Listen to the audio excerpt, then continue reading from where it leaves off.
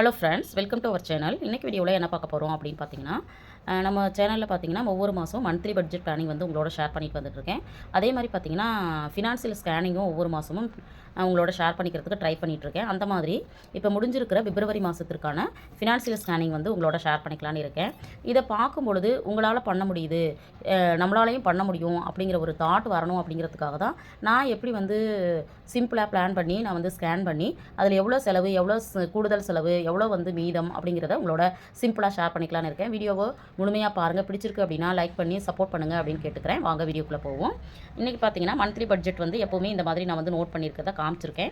செலவு, ஒதுக்கப்பட்ட தொகை, அதுக்கப்புறம் செலவு செய்யப்பட்டது, மீதம். ஃபினான்ஷியல் ஸ்கேனிங் அப்படிங்கிறது என்னென்னா, நம்ம வந்து ஒதுக்கியிருக்க தொகைக்குள்ளே பண்ணியிருக்கோமா அல்லது மீதம் ஆயிருக்கா அப்படிங்கிறத கண்டுபிடிக்கிறது.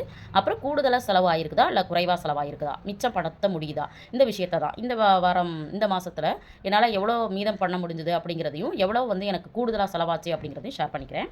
இப்போ பார்த்தீங்கன்னா மளிகைக்கு வந்து 4000 ருபீஸ் வந்து செலவு போட்டிருந்தேன். அதில் வந்து செலவு வந்து 1540 ரூபா நான் வந்து செலவு பண்ணிட்டேன். இந்த 390 ரூபாய் என்ன அப்படின்னு பார்த்தீங்கன்னா, நான் வந்து இந்த மாதிரி தின சேமிப்பு பண்ணுறேன் இல்லைங்களா, அதில் வந்து நான் சேமித்த தொகை.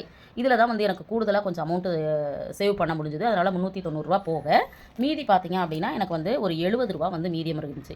இதை வந்து நிறைய பேர் கேட்குறாங்க, இந்த மாதிரி எப்படி வந்து உங்களால் மேனேஜ் பண்ண முடியுதுன்னு.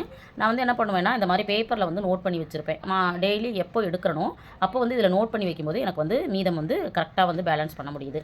இப்போ இந்த அமௌண்ட்டை வந்து ஒரே நாளில் போட்டேனா அப்படின்னா, இந்த செலவுகள் பண்ணும் பொழுது மீதம் ஆகுது இல்லைங்களா, அதை வந்து அப்பப்போ நான் இதில் வந்து போட்டு வச்சது தான். அது வந்து டோட்டலாக 390 ரூபா. அடுத்தது பார்த்தீங்கன்னா பால் வந்து 1500 ரூபா, 980 ரூபா வந்து செலவு பண்ணியிருக்கிறேன். 220 ரூபா பார்த்தீங்க அப்படின்னா தின சேமிப்பு. இதில் வந்து இந்த க்ரீனாக உங்களுக்கு காமிச்சிருக்கிறது பார்த்தீங்கன்னா வார சேமிப்பு. இந்த வார சேமிப்பு அப்படிங்கிறது உங்களுக்கு ஆல்ரெடி நான் வந்து காமிச்சிருக்கேன். நான் வந்து ஒரு வருடத்திற்கான சேமிப்பு அப்படின்னு சொல்லிட்டு ஒரு பட்டியல் போட்டிருக்கேன் இல்லைங்களா, 10,000 ரூபா. இதில் வந்து நான் வந்து என்ன பண்ணியிருக்கேன்னா, இந்த மாதிரி கலரிங் பண்ணி உங்களுக்கு ஷார்ட்ஸில் வந்து கொடுத்துட்ருக்கேன். இந்த மாதிரி சேமித்த தொகை தான் நான் வந்து இதில் வந்து க்ரீனாக கொடுத்துருக்கிறது. இதில் வந்து நான் எவ்வளோ கூடுதலாக சேமிச்சிருக்கேன்னு சொல்கிறேன். இது பார்த்தீங்கன்னா அடுத்தது வந்து 200 ரூபா. இதில் வந்து நம்மளுக்கு எவ்வளோ இருக்குன்னு பாருங்கள். பாலில் வந்து நம்மளுக்கு வந்து மீதம் எவ்வளோ இருக்குது அப்படின்னு பார்த்தீங்கன்னா, ஒரு 150 ரூபா நம்மளுக்கு வந்து இருக்குது. இதில் இருக்குது பாருங்கள், 150 ரூபா நம்மளுக்கு வந்து இருக்குது. அடுத்தது பார்த்திங்கன்னா காய்கறி வந்து பார்த்திங்க அப்படின்னா நம்மளுக்கு வந்து 1600 ரூபா, செலவு வந்து 1420, 180 ரூபா மீதி. இது வந்து தின சேமிப்பு. இதில் வந்து ஒரு 200 ரூபா வார சேமிப்பு. மீதம் வந்து பார்த்திங்க அப்படின்னா இதில் வந்து ஒரு 100 ரூபா இருக்குங்க. அடுத்தது வந்து கறிக்கு வந்து 200 ரூபா, 2000 ரூபா. 2000 ரூபாயில் பார்த்திங்கன்னா எனக்கு வந்து 260 ரூபா தின சேமிப்பு. மீதி வந்து பார்த்திங்க அப்படின்னா இதில் வந்து ஒரு 170 ரூபா இருக்குங்க.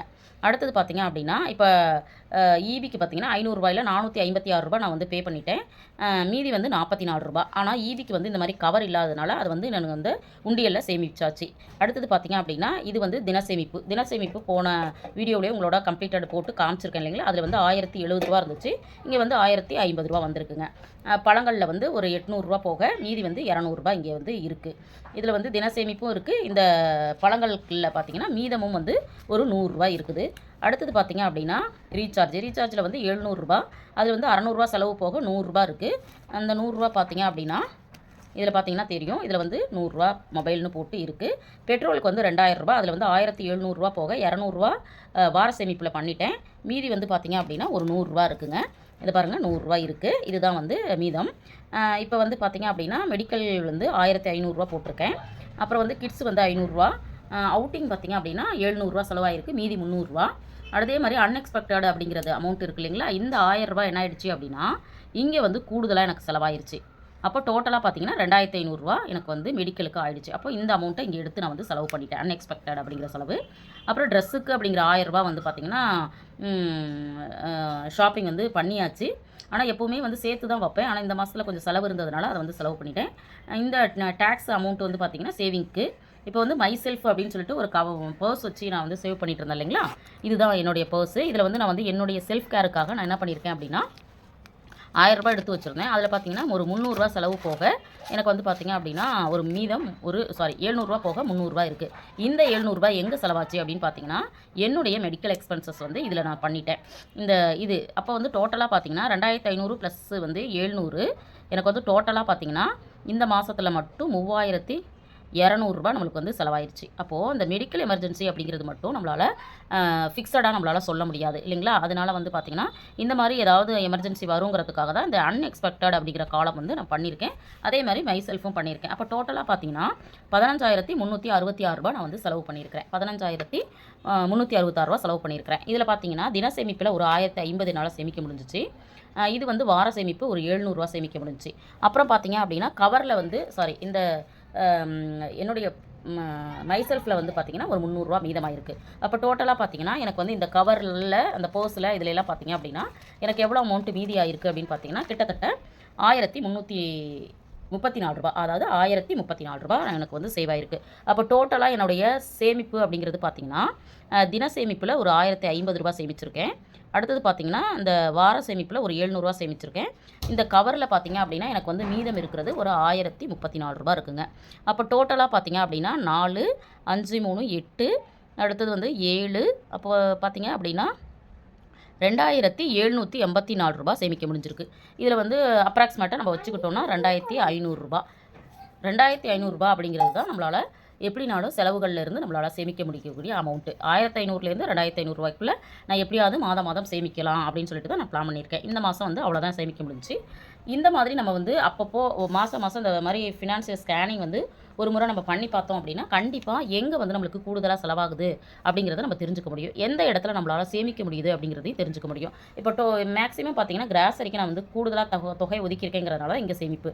அதே மாதிரி காய்கறி அப்புறம் வந்து கறிக்கும் பார்த்தீங்கன்னா ரூ. 2,000 போட்டிருக்கேன். இதுலேயுமே எனக்கு கொஞ்சம் மீதமாகுது. அப்புறம் பழங்கள் இந்த மாதிரி நம்மளுக்கு கொஞ்சம் கூடுதலாக அமௌண்ட்டை வந்து நம்ம எடுத்து வச்சிட்டோம் அப்படின்னா சேமிக்க முடியும்.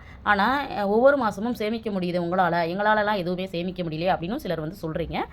பட் பார்த்தீங்க அப்படின்னா இது வந்து 1 or 2 மந்த்லேயே வந்து இதை நான் கண்ட்ரோல் பண்ணி நம்மளால் சேமிக்க முடியுமா அப்படின்னு கேட்டோம்னா கொஞ்சம் சிரமமான விஷயம் தான். அப்போ நம்ம என்ன பண்ணணும் அப்படின்னு பார்த்தோம்னா ஒரு 6 மாதம் தொடர்ந்து நம்ம வந்து இதை வந்து ஃபினான்ஷியல் ஸ்கேனிங்காக இருக்கலாம், பட்ஜெட்டாக இருக்கலாம், சேமிப்பாக இருக்கலாம், இதெல்லாம் ஒரு 3லேருந்து 6 மாதம் தொடர்ந்து பண்ணும்போது மட்டும்தான் நம்மளால் அதை சக்ஸஸ் பண்ணுறதுக்கான வாய்ப்புகள் அதிகமாக இருக்கும். நான் வந்து இதெல்லாம் பார்த்தீங்கன்னா ஒரு 15 இயர்ஸாக பண்ணிகிட்ருக்கேன். அதனால் இது வந்து எனக்கு கொஞ்சம் சாத்தியமாக இருக்குது. பார்க்குற வியூவர்ஸ் நீங்கள் புதுசாக பண்ணுறீங்க அப்படின்னா கண்டிப்பாக தொடர்ந்து ஒரு 3லேருந்து 6 மாதம் ட்ரை பண்ணுங்கள்.